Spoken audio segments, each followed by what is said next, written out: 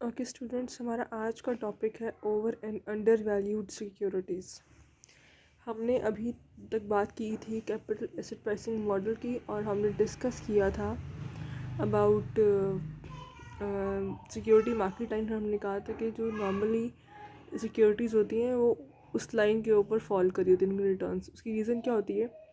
क्योंकि अगर हम रिकॉल कर सकें, ये रिस्क और रिटर्न है, तो जो आपकी सिक्योरिटी मार्केट लाइन है इसके ऊपर तमाम रिक्वायर्ड रिटर्न्स जो आप एस्टिमेट कर रहे हैं वो आ रहे होते हैं। लेकिन समटाइम्स क्या हो सकता है, समटाइम्स ऐसा भी होता है कि जो आप एक्सपेक्ट कर रहे हैं उससे डिफरेंट सिनेरियो डेवलप हो। और वह कैसे होगा, उसने एग्जांपल दी हुई है। दो सिक्योरिटीज़ हैं, एक है एक्स और एक है वाई। अब जो सिक्योरिटी मार्केट लाइन है वो इस यूँ जा रही है, राइट।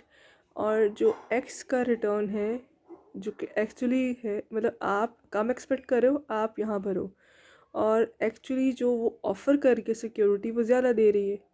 जो उसका एक्सपेक्टेड रिटर्न जो आपने एज्यूम किया, जो आप चाह रहे हैं, वो कम है।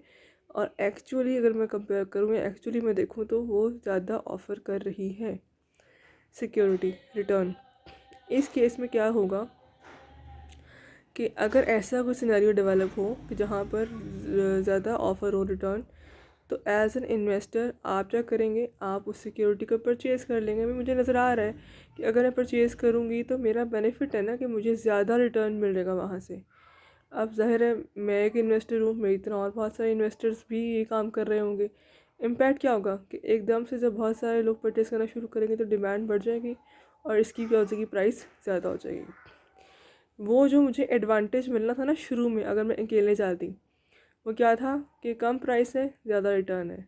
अब अगर मैंने जाके वो एक ट्रेंड सेट कर दिया और मेरी तरह बहुत सारे और लोगों ने परचेज़ करना शुरू कर दिया, तो उसकी प्राइस क्या हो जाएगी, ज़्यादा। अब अगर प्राइस ज़्यादा है तो उस हिसाब से रिटर्न क्या होगा, कॉम्पनसेट कर रहा होगा। यानी कि अब ऑटोमेटिकली प्राइस के मुकाबले में जो रिटर्न होगा वो इतना मेरे लिए इतना अपीलिंग नहीं होगा। तो रिटर्न ऑटोमेटिकली खुद ब खुद ग्रेजुअली कम होना शुरू हो जाएगा टिल द पॉइंट जहाँ पर आपकी सिक्योरिटी मार्केट लाइन है, राइट। अब हम अज्यूम करते हैं एक और सिक्योरिटी को, जो कि है वाई। वाई में क्या हुआ है कि वाई का जो रिटर्न आप चाहते थे, जो आपका रिक्वायर्ड रिटर्न था, वो कहीं है इस लाइन के ऊपर, राइट। ये रहा ये डॉट। जबकि एक्चुअली वाई आपको उससे कम रिटर्न ऑफर कर रही है। अगर एक सिक्योरिटी कम रिटर्न दे रही है तो फिर हम उसे क्यों होल्ड करें? एज ए इन्वेस्टर क्या करूँगी, मैं इस सिक्योरिटी को सेल करना चाहूँगी कि मेरे लिए बेनिफिशियल नहीं, मुझे यहाँ से कम अर्निंग या कम रिटर्न मिल रहा है।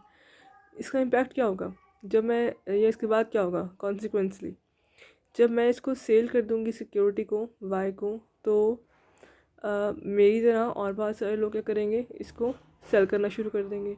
जब मार्केट में एक चीज़ की सप्लाई बढ़ती है, क्या कह रही हूँ, जब मार्केट में एक चीज़ की सप्लाई बढ़ती है, इम्पैक्ट क्या होता है, बहुत सारे लोगों को ये नज़र आना शुरू हो जाएगा कि अच्छा इसकी प्राइस भी कम है और जो रिटर्न है वो तो नज़र आ रहा है कम ही कम है।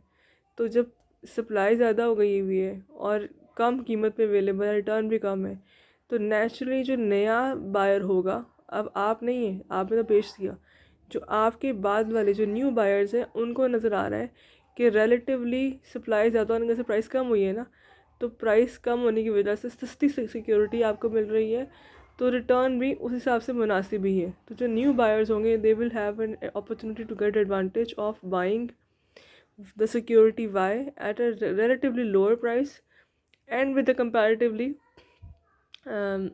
manageable amount of dividend.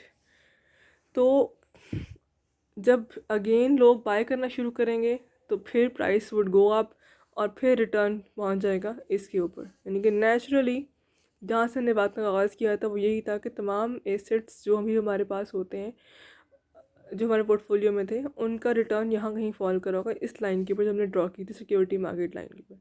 लेकिन अगर नेचुरली नहीं भी होता, जो कि हमने डिस्कस कर लिया दो बातों को, तो उस केस में भी जो इन्वेस्टर्स की जो भी प्लानिंग्स होती हैं, जो भी स्पेकुलेशंस होती हैं, वो अल्टीमेटली उन रिटर्न्स को चेंज करके इसी लाइन पर ले आती हैं।